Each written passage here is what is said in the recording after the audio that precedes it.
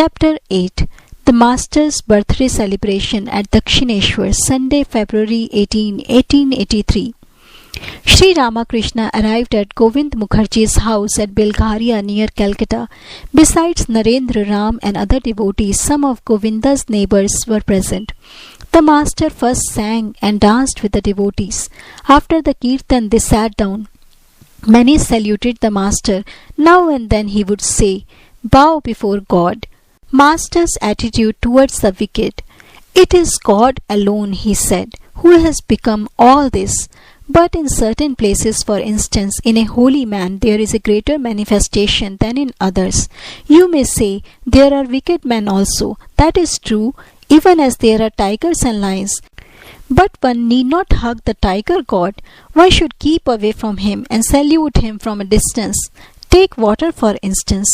Some water may be drunk, some may be used for worship, some for bathing, and some only for washing dishes."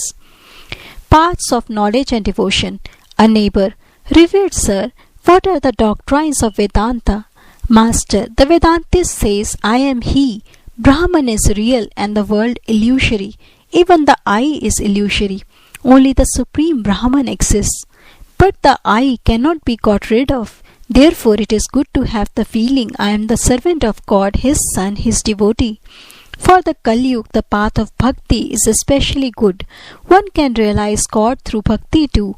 As long as one is conscious of the body, one is also conscious of objects. Form, taste, smell, sound and touch, these are the objects. It is extremely difficult to get rid of the consciousness of objects, and one cannot realize I am he as long as one is aware of objects. The sannyasi is very little conscious of worldly objects, but the householder is always engrossed in them. Therefore it is good for him to feel I am the servant of God. God's name destroys sin. Neighbor. "Sir, we are sinners. What will happen to us?" Master. "All the sins of the body fly away if one chants the name of God and sings His glories. The birds of sin dwell in the tree of the body. Singing the name of God is like clapping your hands. As at a clap of the hands the birds in the tree fly away, so do our sins disappear at the chanting of God's name and glories. Again you find that the water of a reservoir dug in a meadow is evaporated by the heat of the sun. Likewise, the water of the reservoir of sin is dried up by the singing of the name and glories of God. You must practice it every day. The other day at the circus I saw a horse running at top speed with an English woman standing on one foot on its back. How much she must have practiced to acquire that skill. Weep at least once to see God. These then are the two means, practice and passionate attachment to God. That is to say, restlessness of the soul to see Him. Shri Ramakrishna began his midday meal with the devotees. It was about 1 o'clock. A devotee sang in the courtyard below. "Awake, mother, awake! How long thou hast been asleep in the lotus of the Mooladhara! Fulfill thy secret function, mother. Rise to the 1,000-petal lotus within the head, where mighty Shiva has his dwelling. Swiftly pierce the 6 lotuses and take away my grief, O essence of consciousness." Hearing the song, Shri Ramakrishna went into samadhi. His whole body became still, and his hand remained touching the plate of food. He could eat no more. After a long time, his mind came down partially to the plane of the sense world, and he said, "I want to go downstairs." A devotee led him down very carefully. Still in an abstracted mood, he sat near the singer. The song had ended. The Master said to him very humbly, "Sir, I want to hear the chanting of the mother's name again." The musician sang, "Awake, mother, awake! How long hast thou been asleep in the lotus of the Mooladhara?" The Master again went into ecstasy. February 25, 1883. After his noon meal, the Master conversed with the devotees. Ram, Kedar, Nitya Gopal, M. and others had arrived from Calcutta. Rakhal, Harish, Lettu and Hasra were living with the Master. Mr. Chaudhary, who had 3 or 4 university degrees and was a government official, was also present. He had recently lost his wife and had visited the Master several times for peace of mind. Master to Ram and the other devotees. Devotees like Rakhal, Narendra and Bhavnath may be called Nitya Siddh. Their spiritual consciousness has been awake since their very birth. They assume human bodies only to impart spiritual illumination to others. There is another class of devotees known as Kripa Siddh, that is to say, those on whom the grace of God descends all of a sudden and who at once attain His vision and knowledge. Such people may be likened to a room that has been dark 1,000 years, which when a lamp is brought into it becomes light immediately, not little by little. Mystery of God's face. Those who lead a householder's life should practice spiritual discipline. They should pray eagerly to God in solitude. To Mr. Chaudhary, God cannot be realized through scholarship. Who indeed can understand the things of the Spirit through reason? No, all should strive for devotion to the lotus feet of God.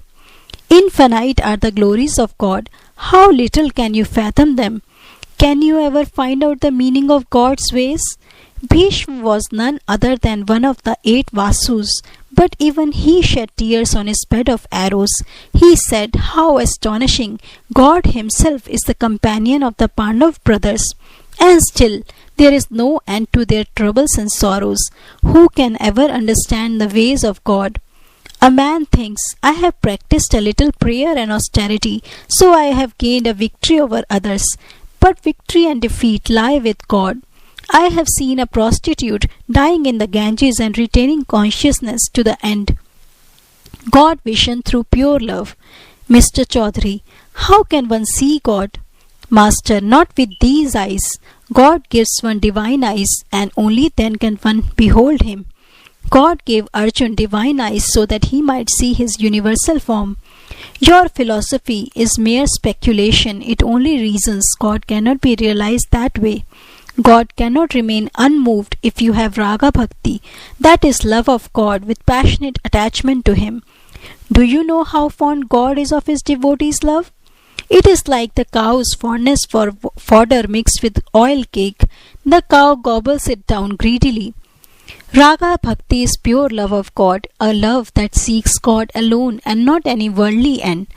Prahlad had it. Suppose you go to a wealthy man every day, but you seek no favor of him. You simply love to see him. If he wants to show you favor, you say, "No, sir, I don't need anything. I came just to see you." Such is the love of God for its own sake. You simply love God and don't want anything from Him in return. Saying this, the Master sang, "Though I am never loath to grant salvation, I hesitate indeed to grant pure love. Whoever wins pure love surpasses all. He is adored by men. He triumphs over the 3 worlds." He continued, "The gist of the whole thing is that one must develop passionate yearning for God and practice discrimination and renunciation." Guru and Isht. Mr. Chaudhary, sir, is it not possible to have the vision of God without the help of a Guru? Master, Satchit Anand himself is the Guru. At the end of the Shav sadhana, just when the vision of the Isht is about to take place, the Guru appears before the aspirant and says to him, "Behold, there is your Isht."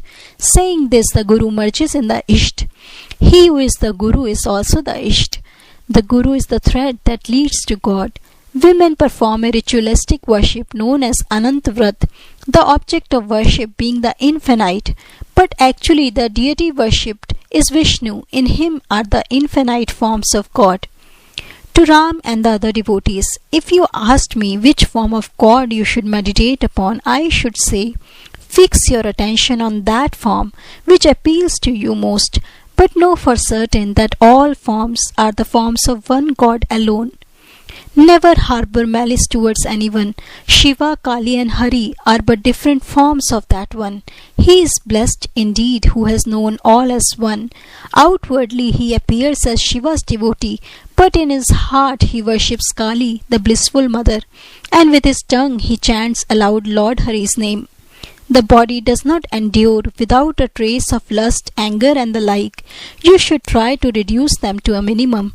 Looking at Kedar, the Master said, "He is very nice. He accepts both the absolute and the relative. He believes in Brahman, but he also accepts the gods and divine incarnations in human form." In Kedar's opinion, Sri Ramakrishna was such an incarnation.